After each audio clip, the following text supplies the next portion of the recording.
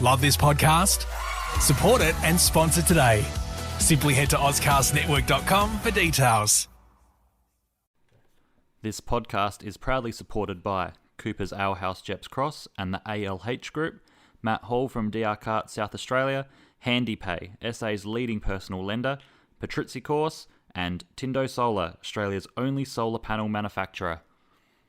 Hi everyone, Jamie here, and welcome to another special edition of Negative Camber. This weekend we spent time at the Australian Karting Championship held at our home Southern Go-Kart Club. I was very fortunate to spend time with arguably one of the greatest karters in history, David Sera. Dave was racing in the X30 class and was kind enough to spare me some time to chat between heats on Saturday. His record speaks for itself, and on current form, he might add another title to his incredible CV. Ladies and gents, Dave Sera.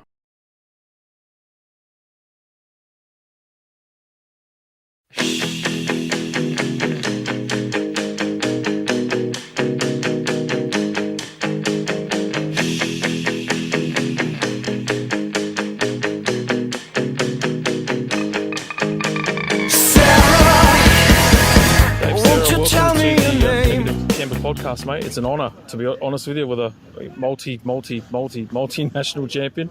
So, mate, we'll start with your weekend so far. How's it all been going for you? Yeah, so we competed in the X30 category. So far, we qualified third, which is quite encouraging, considering we don't do much driving or racing at all. So that was really good. The first race had a bit of an altercation at the first corner. Finished 14th, which, much to show for the speed we had. The second race finished second, so track position's coming back, but going to have my work cut out tomorrow against some fast young kids. Yeah. And you've got a good team of little karters under your marquee here. Is that part of your AKC class or? Yeah, so I've got my Sera driver development team. So I've been running that for maybe 6 or 7 years now. Yep. It's a combination of some cadet drivers all the way up to some senior drivers. So I try and coach the senior drivers on track, and then helping the cadet kids as well. And it's going quite good. We've had some really good results in the last couple of months with some state championships, the City of Adelaide titles as well. But this weekend against the best in the country, it's hard and everything to be on point to try and stay towards the pointy end. Yeah. With this particular podcast, we sort of cover all sorts of karting, be it local level KA and obviously even supercars. And you do have a bit of a following amongst the drivers here, especially in the team in the local level. So it's a good opportunity, I guess, to wind the clock back and talk about what got you into motorsport and a bit of your past and go from there. So basically, Dad started racing before I was eligible to get into karting. Yep. And then I basically got a head start when I was about 5 years of age. So a little bit before other karters could get involved. Yep. Just did a couple of years of practice, and at the start it took me 2 good years to actually become competitive. Like, we were just sort of honing our skills and sitting in the mid to back markers. Yep. Just minding my own business, and like most kids, they start off there. Yep. And then I got a little bit of confidence from winning a state championship in Tasmania, and that sort of kick-started me to believe that I could actually compete against other kids out there, and sort of went off from there. So cadet categories are very, very intense these days. They probably do a lot more travelling than what we used to. Mm-hmm. You see a lot of people travelling interstate, which is something that we didn't do. But in saying that, I don't know, I think you should just stick to club level until you're sort of ready to step it up a little bit. Yeah. I know that you're a massive advocate for skills, like obviously with your YouTube channel and Facebook and stuff like that. When you were a kid, what was the real sort of turning point for you where the penny just sort of dropped, results aside? Yeah, look, it's obviously just the confidence to know that you can do it. Most kids go out there and hit apexes and get the basic racing lines, but overtaking is a really integral part of learning as a driver. And so you can pull out to pass, you sort of get a bit nervous, so you pull back in. And once you sort of pass some kids for the first time, you start to believe that you can actually do it, and you can mix it with anyone else out there. Yep. So anyone who's starting out, it's better to start trying to pass slower karts, like on a practice day, even though it's easier, but it gets that confidence up, where to position the kart, and you start to learn where to place and where it's safe to pass. On the straights, it's normally safer. Harder to pass on the corners, but you can gain more of an advantage by passing the corners. Yep. So, obviously you won your first junior title, and there's been, 50 plus since then? Yeah. So, and you've remained in karting. So was there talk of overseas or supercars or something like that? Yes, I've been fortunate enough to win 18 Australian championships and over 50 state championships. I've been lucky enough to race in 15 countries in kart racing. Wow. Being a sponsored driver for the Drew Price Engineering team sort of provided a lot more opportunity for me to travel. We did try our luck in the racing car industry with the Formula Ford category, and also I had a test driving role with the Kelly Racing Supercars team. Oh, wow. Okay. So I did do probably about a year and a half of some sporadic driving. So we'd go out to the track with Todd and Rick Kelly at a Winton. Yep. They'd go and do their normal testing program, and I'd slip in there for 5 or 6 laps here and there. So I probably got about 60 or 70 laps in total, so not a lot in supercars, but it came down to funding to sort of try and pursue that career. Yep. As soon as that wasn't really a realistic opportunity, I just stepped back into kart racing, where I had good resources, good people behind me, and trying to do it for fun. So I still want to be competitive, but try and just treat the motorsport's going to be a hard game to make money out of, but kart racing can be very rewarding in its own right. Yeah. And the thing I like about what you do is you've targeted the niche, which is the juniors. You know, it's at a stage in your sort of racing career where you need to have that guidance and that sort of nurturing. So where was it for you that you decided to sort of focus on junior development? Well, I think with my dad and my cousin James, who's competed for 25 or 30 years, they were obviously passing their knowledge to myself, and that gave me a kickstart to learn the fundamentals of kart racing. And so I just think it's important that people go out and spend a fair bit of money to get started in kart racing, and they have no idea. Yep. So we see a lot of turnover of people because it gets too hard. And you're racing against people who've got maybe 2 or 3 more years experience. So we're trying to provide that baseline for people to give them the basics. They can go to the track themselves. They can go and hone those skills. And then obviously we try and coach them a little bit more from there. But you need to get the basics right to actually like a little building block. Yeah. And so, that's why I help the juniors because, kids at 7, 8 years of age are going 95 k's an hour. So it's seriously impressive what they're able to brake, turn, pass, defend. Yep. And we're just trying to teach the stuff that I've learned over 25 years and pass on to them. Yeah, okay. Let's touch on your overseas sort of stint. What was the most memorable and probably the toughest? So I've been fortunate enough to race at the Las Vegas Supernats. Yep. So that race has the likes of Michael Schumacher who's competed. You get a lot of IndyCar drivers and other Formula 1 drivers. Yep. Unfortunately, I haven't won the race. I finished second on multiple occasions and a third place as well. Yep. But, it's in a casino car park, so it's something that you can't replicate anywhere else. Yep. And it's a level playing field for everyone because it's a brand new circuit each time you go there. Yep. So 90 of the best drivers from around the world, and that's been really cool. I raced against Charles Leclerc a couple of times, see Max Verstappen at the racetrack and Michael Schumacher as well. So really prestigious race. To get on the podium there is fantastic, but to fall short is a little bit disappointing as well. Well, second's nothing to be disappointed. No, but that always says first loser as well. Yeah, true. And I finished second at the Rotax World Championships as well. So again, to have a World Championship behind you would be absolutely amazing. Yep. But to finish second, you don't really go and say, I finished second at the World Championships. That just fell a little bit short, unfortunately. Yeah. For me, I used to previously race in competitive cycling. So we do we'd have like Oceania championships and all that sort of stuff. And we're always sort of just amateurs, really. But to race with, Olympic athletes that were, training in Olympic year was pretty cool, So my bragging right was getting a UCI top 100 time in the kilo. But it's like you're saying, it means stuff all really, until you actually get it. So going back overseas, is it something that you want to do to try and nab the big one? And look, I have had a couple of races overseas, but they're sort of one-off races now, so it gets harder. The older you get, the less racing you do. Young kids are fighting hard, and they're sort of more energetic these days. Yeah. We're fortunate enough to take over a few drivers each year to overseas races. Yep. And lucky enough, one of the little micro kids actually won the Supernats in Las Vegas. So wow. He's got the bragging rights over me, even though I coached him to victory. But he thinks he's pretty good now, young Brad Mashman. So that's pretty cool for me to see a young kid that I've coached go over to Las Vegas and win one of the biggest races in the world. Yep. It's very rewarding for myself as well. Yeah, absolutely. How did the relationship with Arrow sort of form your own karting brand, the Sera karts? We see a few sort of here locally as well, even in 4-stroke. They've sort of got a few that have converted over to the 4-stroke setup. How did that all come about? Yeah, so look, my dad used to work at a kart shop, which was Arrow-based. Okay. So built a relationship with having some good results over the years and getting good support. And then after I think I won my 14th Australian Championship, they sort of said, I think now's a good time. You've been a loyal supporter of us for over 20 years. Yep. We'll create a Sera brand. Yep. So that's how it sort of started. The exact same kart as an Arrow, just painting green, the colours that I was using at the time. Yep. And so, same kart. I don't have a lot of say in, I design the steer kit. Yep. The chassis design, I test the karts, but it's the same model as what the Arrow karts are. So just a long relationship. I've only ever raced an Arrow kart for 26 years of racing. Yep. You don't see that as much these days. So I'm bouncing around between chassis. Yeah, that's right. With the Arrow, I mean, that relationship is still ongoing. But are you still using the Sera brand, or is that kind of... Now, we've sort of phased out the Sera brand a little bit, just with the lack of my actual racing on the track. So it's hard for me to push it. So now I'm racing an Arrow kart this weekend. Yep. Still sticking true to the Arrow guys and trying to develop their latest kart, and we're having some good results. Yep.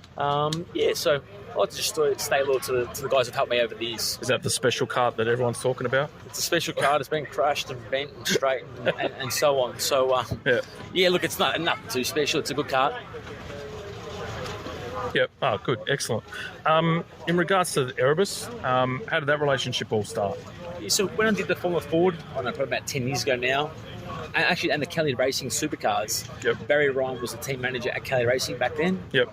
So we used to have a relationship then. My dad actually used to race against me in karts. Yep. And so, just after the Kelly Racing, the Formula 4 team that I raced when he was team manager, we just had that relationship. And he just basically wanted to try and nurture some young kids as well, with the help of me, helping the young karting kids. Yep. So last year, or actually before COVID, we had Anton De Pasquale attend quite a few races with us to help the kids out, which is really exciting for those guys to see people on TV coming to help them at a kart race as well. Yep. So, look, we haven't done much this year because I've been flat out myself with the COVID stuff and sponsorship for those own guys. But we'll look to ramp things up again. Yeah. Oh, good.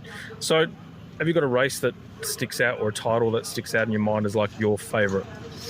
Look, I think winning my first Australian championship is always that milestone that so many racers aspire to. So back in 2002 now, Tasmania, I was able to win the junior national light category against some great young kids who have gone to racing supercars and things like that. So that was pretty special. Look, to be honest, I treat every win as it could be my last, because you just never know. Like they're hard to come by. There's a lot of people putting in a lot of effort. Yep. So I just respect each win that I can try and achieve. Yep. Okay. And is there one that stands out that was like, the nearly race? Well, in the Rotax Grand Finals in Dubai, I finished second in the end, and I did have superior speed at the end of the race. Yep. So I was chasing down the leader, and unfortunately I fell about half a second short. So I probably still needed realistically another 2 or 3 laps to be able to try and pass him. Yep. But I was sort of making that couple of 10th inroad each lap, and it's hard when you can sort of see a world championship just sitting in front of you and you're chasing it down, but you just fall short. Yep. So as rewarding as it is to finish second and to get that recognition, it's still like that, what could have been, and would have changed my karting career or my motorsport career? Probably not. Yep. Because second or first is still, it's a good effort. Yep. And you still need the financial resource to try and step up. Yep. Fair enough. We have a few listeners that actually send in questions to us, and there was word getting around, of course. We hyped up a little bit. I'm not going to apologise for that. But they wanted to know a little bit more about in terms of preparation. So, say the physical preparation, mental. What are the sort of the tips that you can think? We'll start physical. What sort of training that you need? I mean, it's probably not so bad with a 4-stroke, but in particular when you go to the more higher power karts, how do you prepare? Look, to be honest, it's really just bum in seat sort of stuff. You can go to the gym and you can get your cardio up, and that's going to help.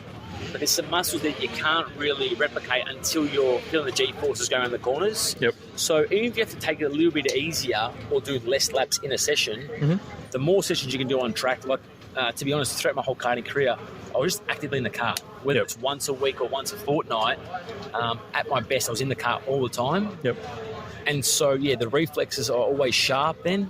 And so the training, like I said, cardio is good, but the neck muscles, the forearm muscles, they're very, very hard to train when you're gripping a wheel at 90 k's an hour. So I'd say that, bum in seat if it's possible. That's always good. Like the rowing machine stuff is quite good, and some neck exercise to build that neck strength is always handy. But like I said, it's hard gripping a wheel at Bolivar, for example. Yep. You need to sort of get your ass into the seat and try that. Yep. Okay. What about on the mental aspect, in terms of how you prepare for a race? I think you touched on it recently on one of your podcasts or YouTube videos. What are the things that you would pass on to people in terms of how to prepare and sort of focus in? I'd try and get a track map organised. Even if you've been to the track, it's always good to refresh your memory. Put some markers down in where you think you might break, you might overtake, you might get a race start. And then, walk the track on the morning of a race day or a practice day. Yep. And also just try and watch other karts. You can see from watching the back end of the field to the front of the field what differences there are. Yep. So that's how I try and review footage on some mistakes. Yep. And hone in on the good stuff that you've done, but also have a look at those couple of little things that you could just do that 1 or 2% better. Yep. That next time you don't make those little basic mistakes. Yeah. Like I said, visualization. I try and visualize myself, driving a lap. Mm-hmm. That always helps me get myself prepared. Yep. And like I said, I've got the track map. I visualize it. I visualize myself driving it. That's how I try and go about it. Cool. All right. Favourite circuit here in Australia? I would normally say it's Todd Road. I've done thousands of laps at Port Melbourne. Yep. But in saying that, I've driven here this weekend at Bolivar, and I absolutely love it. Raced here 2 years ago. It's fantastic. I think we should be racing here all the time at the Australian title events. Yep. For 35-second laps, there's so much character to it. So many passing opportunities. There's tyre degradation that throws another element into it. So I can't really speak highly enough of the Bolivar circuit, especially in SA. Definitely my favourite. And to be honest, like I said, Todd Road's is just a fun circuit that I don't get bored of. But this track's here, it's right up there. Yep. What is it about Todd Road in particular that you like about it? It's just a flowing circuit. It's got the nature of a couple of uphill sections, and then it goes back down a hill. Yep. It's got some tighter S-bends that really reward driving. It's not sort of you bolt an engine on and you've got speed. If you drive well on that track, you get rewarded. So that's what I sort of, it's nice to reward good driving. Yep. Rather than just bolting horsepower on. So I don't like these long straights. Whoever pays the most money gets the best engine and sort of goes away and wins a race. Yep. Doesn't show the best driver. Yep. So, we like to see technical stuff. Like I said, Bolivar's got a lot of hairpins and tie-degged. By the end of a weekend, you can see which guys have saved something through the heats and come back in the final. Yep. I'm assuming you've raced at a lot of classes. What's your favourite class that you've raced in and why? I've probably been the most successful in Rotax. I've won, I think, 8 Australian titles out of my 18 in that one category. But it's got a different art to driving. The Rotax engine, carburetor and tyre. Yep. But for user-friendliness, like the X30 category is just hands down the best. The engine that I've got on my kart this weekend is stock stand out of the box. Yep. To be able to put on the front or on position 3 in qualifying just shows how capable the engines are. Yep. So it's not that parody stuff. It's just a nice engine. You push the button, you go driving. It's not too physical in the body. Yep. I think that one's probably the most level category that I've been in. Yep. Okay. We cover sports outside of karting as well, so Formula 1 and the V8s, etc. You watch much Formula 1? What are your thoughts on the season so far? Yeah, look, I watch it when I can. I sort of watch a bit of a highlights package. It's good to see some people challenging the Lewis Hamilton of the world. So the Red Bulls obviously set up their game. Ricardo's having a decent run with Lando Norris, which is always cool. Yep. I've probably followed the supercars more because I've raced a lot of those guys in the past, and I still actually talk to them quite regularly. Yep. So it's quite exciting just to see how they're travelling with things and see if they're improving or not. Yeah, okay. In terms of, let's say, favourite Formula 1 driver ever, you got one? Look, I probably respect, I'm trying to think. I probably think like Alonso from a racing point of view. Yep. I really respect that. But these days, I like Lando Norris. I think he's got a lot of character about him. He's a young kid coming through. He's won the feeder categories, so you've got to sort of respect what he's been able to do in the sport. Yep. I think he's got a bright future, for sure. Yeah, oh, good. And from the greats, anyone from the past that you think was your favourite? Look, like I said, you used to see the battles of, the Schumacher and the Damon Hills and those sort of things. That's sort of, I don't really recall the Ayrton Sennas. Like that was probably, just sort of as a young kid. Yeah. So, look, Formula 1's always been an aspiration for a lot of young kids. It's a very, very hard goal to achieve. Yep. So that's why I've sort of focused in on a lot more motorsport in Australia because it's a bit more realistic for where I was at as a young kid and for a lot of kids that I help. Yep. All right. Go to V8s then. Obviously, you've said yourself you've maintained relationships with a few of the drivers. Anyone from the past, like your idols or ones that you looked up to? It's actually funny because I actually helped Garth Anders' kids last week. So cool. It's pretty funny how he's won Bathurst last year. Yep. And he probably tells his kids the exact same thing that I tell the kids, but they don't listen to Dad. So that was quite funny. Yeah. But look, I speak to Nick Percat quite regularly. Tim Slate's here this weekend. I've got a relationship with him. Yep.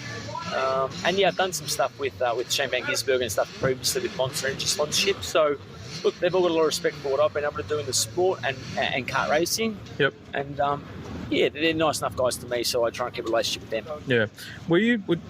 Was motorsport something for you that was attracted to you? Like, say in my case, for me, my first motorsport memory was 1992 Adelaide Grand Prix.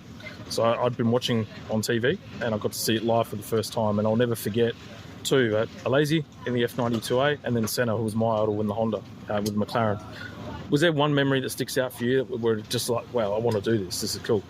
Oh, look, to be honest, I drove so young. I was like 5 years of age. So it was literally just the adrenaline rush of... I used to play tennis, and that just got boring very, very quickly. Yep.